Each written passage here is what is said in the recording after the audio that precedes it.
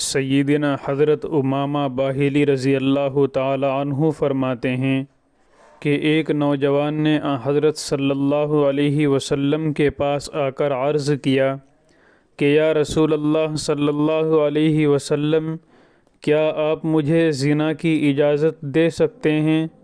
اس کی یہ جسارت دیکھ کر مجلس میں بیٹھے لوگ شور مچانے لگے اور کہنے لگے کہ اسے اٹھاؤ، یہ کیا بک رہا ہے؟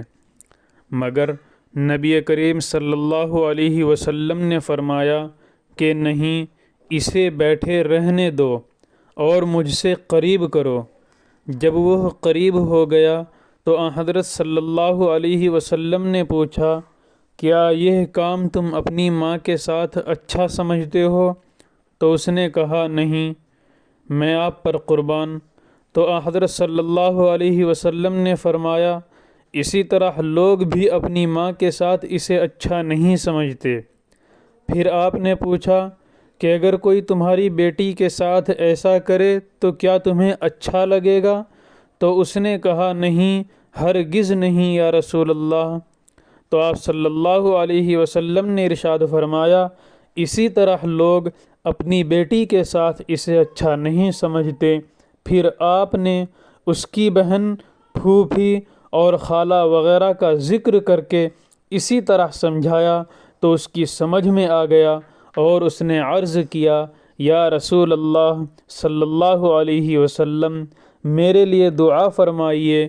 تو حضرت صلی اللہ علیہ وسلم نے اس کے سر پر ہاتھ رکھ کر یہ دعائیہ کلمات ارشاد فرمائے، اللہم اغفر ذنبہ وطہر قلبہ وحسن فرجہ، کہ اے اللہ اس کے گناہ معاف فرما، اس کا دل پاک فرما اور اس کی شرمگاہ کی حفاظت فرما۔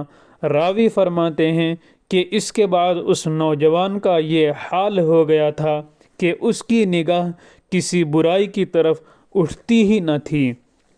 اس واقعے میں پیغمبر علیہ السلام نے بدکاری سے بچنے کی ایک ایسی عمدہ تدبیر امت کو بتلائی ہے کہ جو بھی برائی کرنے والا ایک لمحے کے لیے بھی اس بارے میں سوچ لے تو وہ اپنے غلط ارادے سے باز آ سکتا ہے، کیونکہ ظاہر ہے کہ جس عورت سے بدکاری کا ارادہ ہوگا وہ کسی کی بہن ہوگی، کسی کی بیٹی ہوگی، کسی کی ماں ہوگی، اور جس طرح آدمی خود اپنی ماں بہنوں کے ساتھ یہ جرم گوارا نہیں کرتا، اسے سوچنا چاہیے کہ دوسرے لوگ اسے کیوں کر گوارا کریں گے۔